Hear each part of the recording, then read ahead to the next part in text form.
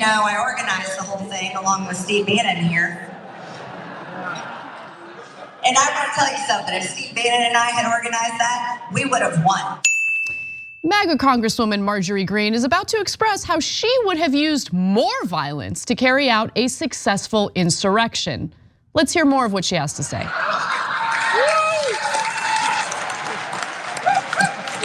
Not to mention, it would have been armed.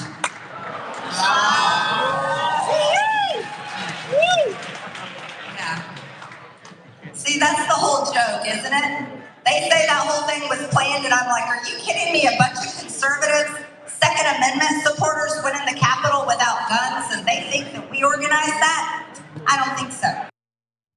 So for Marjorie Greene, who was speaking at the New York Young Republican Club Gala, what went wrong during the insurrection was there just wasn't enough violence, there weren't enough guns.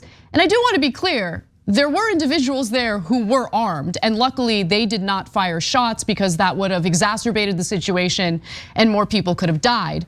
But it also turns out that based on reporting from Rolling Stone, Marjorie Greene was involved in the planning for what happened, what transpired on January 6th.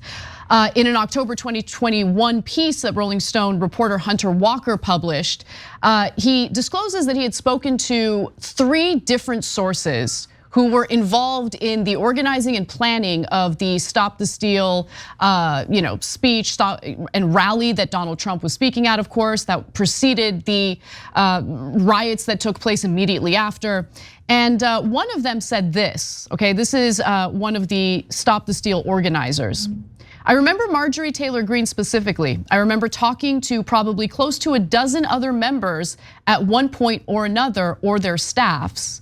And as Rolling Stone reported at the time, these 2 sources also helped plan a series of demonstrations that took place in multiple states around the country in the weeks between the election and the storming of the Capitol. According to these sources, multiple people associated with the March for Trump and Stop the Steal events that took place during this period communicated with members of Congress throughout this process. So Marjorie Greene wasn't the only one. Paul Gosar was also mentioned by these sources.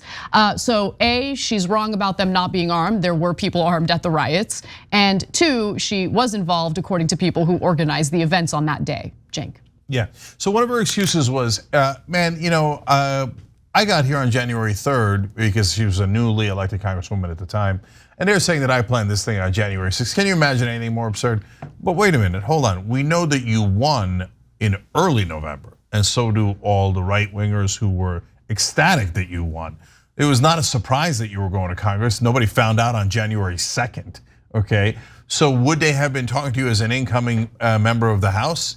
Of course, or at least would they have wanted to talk to you? Yes, and now there's reporting that says they did in fact talk to you. Marjorie Taylor Greene lying, wow, I never could have seen that coming. Okay, but guys, what's more important is that there's 2 different tracks on January 6th. We emphasize this probably more than any other show. There's the on the ground violence, law breaking, etc., that we can all see with our own eyes.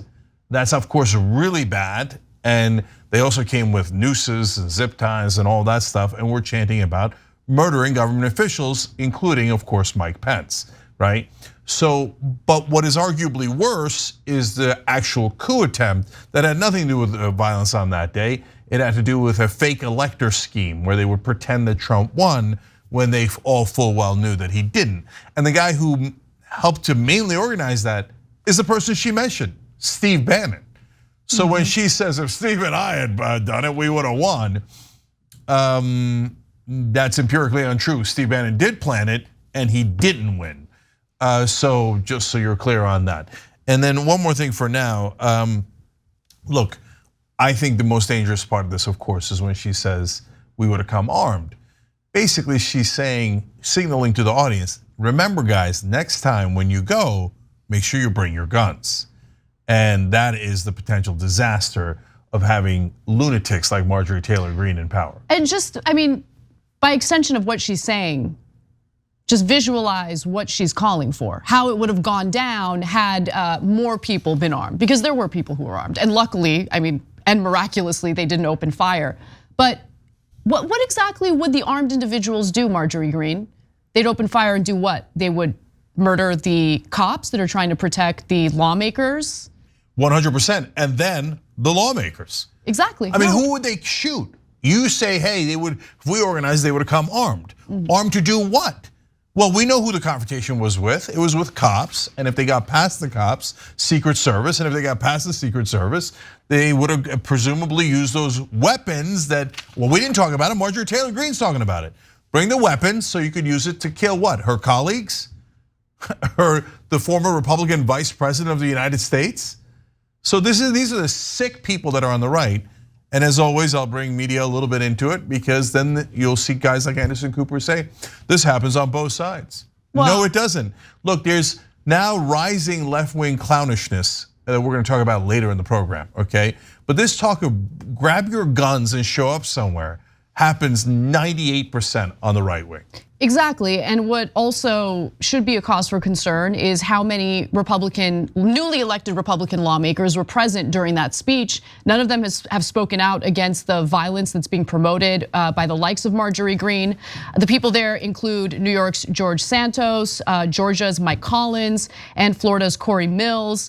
And I also want to note that while several of the militia members who were part of the riots that day have pleaded guilty to sedition and will be serving a considerable amount of time in prison as a result of that, and others have been found guilty of sedition, Marjorie Greene sees them as political prisoners. She thinks that they're just brave patriots who have been made political prisoners by our government.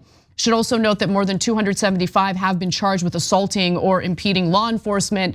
And oftentimes you'll hear from local police departments making such claims about individuals that they're trying to put behind bars.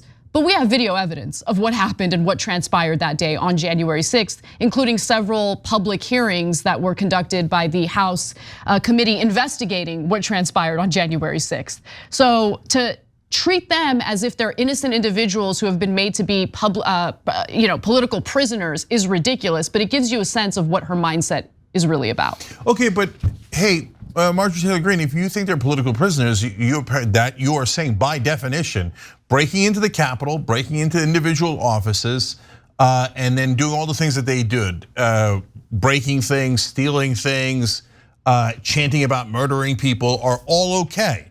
And they're poor people who did all these wonderful things and are now being held as political prisoners.